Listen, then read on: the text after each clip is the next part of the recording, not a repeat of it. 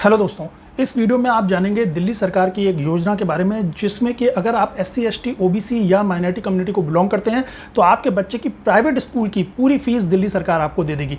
दोस्तों, फीस आपको स्कूल में देनी पड़ेगी, लेकिन बाद में आप दिल्ली सरकार को रसीद देके वो सारा पैसा बैंक अकाउंट में ट्रांसफर करा सकते हैं, वो सारा पैसा सरकार से ले सकते हैं। तब दोस्तों, इसमें क्या क्या डॉक्यूमेंट आपको देने होंगे और कैसे अप्लाई होगा? देखिए दोस्तों, अप्लाई तो बाकी योजनाओं की तरह ई-डिस्ट्रिक्ट के पोर्टल से ही होगा। और ई-डिस्ट्रिक्ट के पोर्टल पे आपको क्या क्या डॉक्यूमेंट देने हैं? अगर आप SC, ST, OBC को बिलोंग करते हैं तो आपको कास्ट सर्टिफिकेट लगाना पड़ेगा। कास्ट सर्टिफिकेट अगर दिल्ली का बना नहीं है, बाहर का बना हुआ है, तो कास्ट सर्टिफिकेट के साथ आपको डोमिसाइल सर्टिफिकेट भी अपलोड करना पड़ेगा दोस्तों। एंड अगर आप माइनॉरिटी कम्युनिटी को बिलोंग करते हैं दोस्तों, तो आपको पहले तो एक प्रूफ अपलोड करना पड़ेगा कि आप दिल्ली में 3 या उससे ज़्यादा साल से रह रहे हैं। उसके लिए आप डोमिसाइल सर्टिफिकेट लगा सकते हैं या कोई भी ऐसा डॉक्यूमेंट जो कि ये प्रूफ करे कि आप दिल्ली में 3 या उससे ज़्यादा समय से रह रहे हैं।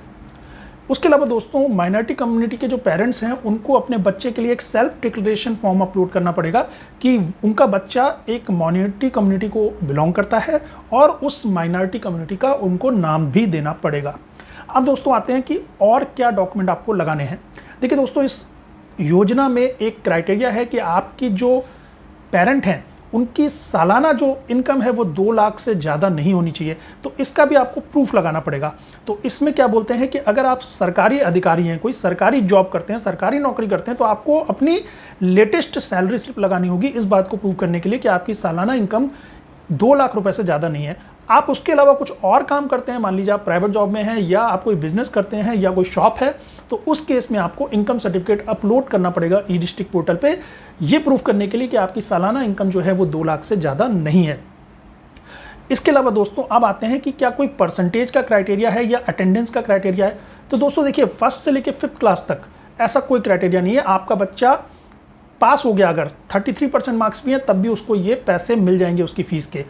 और उसकी अटेंडेंस का भी कोई क्राइटेरिया नहीं है, कितनी भी अटेंडेंस हो स्कूल में उसको पैसे मिल जाएंगे। लेकिन 6th क्लास से 12th क्लास तक दोस्तों क्राइटेरिया आ जाता है। 6th क्लास से 12th क्लास के बीच में अगर आपका बच्चा है तो उसकी अटेंडेंस पिछले क्लास में कम से कम 80% होनी चाहिए और उसके मार्क्स करंट क्लास में 50% होनी चाहिए कम से कम।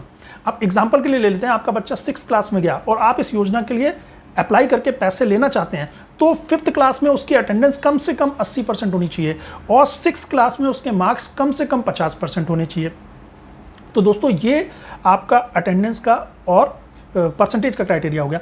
उसके अलावा दोस्तों, एक बात और है कि अगर बच्चा किसी क्लास में फेल हो जाता है और उसी क्लास में दोबारा पढ़ता है, तो आप दोबारा फीस सरकार से लेने के लिए अप्लाई नहीं कर सकते। मान लीजिए आपका बच्चा 6th क्लास में है, आपने इस योजना के लिए अप्लाई किया, आपको 6th क्लास में जो स्कूल में फीस लगी प्राइवेट स्कूल में वो आपको मिल गई।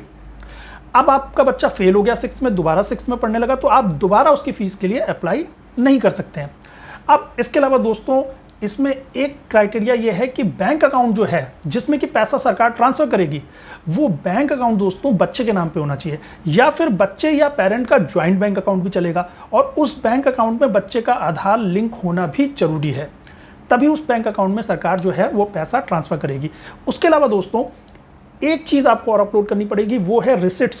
भाई, सबसे बड़ा प्रूफ क्या है कि आपने किसी प्राइवेट स्कूल में कितने पैसे की फीस दी है, वो जो फीस की रिसिट है वही तो प्रूफ है, तो वो भी आपको ई-डिस्ट्रिक्ट पोर्टल पे अपलोड करनी पड़ेगी। इसके अलावा दोस्तों, मुझे इसके अलावा और कोई क्राइटेरिया नहीं दिख रहा है, मैं एक बार देख लेता हूँ अगर इसके अलावा कोई भी और डॉक्यूमेंट या कोई और क्राइटेरिया है। हाँ दोस्तों, एक क्राइटेरिया हमारा रह गया। एक और क्राइटेरिया ये है कि देखिए, आपकी इनकम के केस में भी अगर आपकी सालाना इनकम 60,000 रुपये साल तक है, तब तो आपको प्राइवेट स्कूल की पूरी फीस दे देगी सरकार। लेकिन अगर आपकी सालाना इनकम 60,000 से ज़्यादा है और 2 लाख तक है, तो आपको 75% जो प्राइवेट स्कूल में फीस लग रही है वो सरकार देगी। तो दोस्तों, ये था इस योजना के बारे में सारी जानकारी। तो प्लीज़ अप्लाई कीजिए ई-डिस्ट्रिक्ट से और योजना का फ़ायदा उठाइए। कोई क्वेरी हो तो नीचे कमेंट सेक्शन में पूछिए, वीडियो को लाइक कीजिए, वीडियो को शेयर कीजिए, चैनल को सब्सक्राइब कीजिए। Thank you.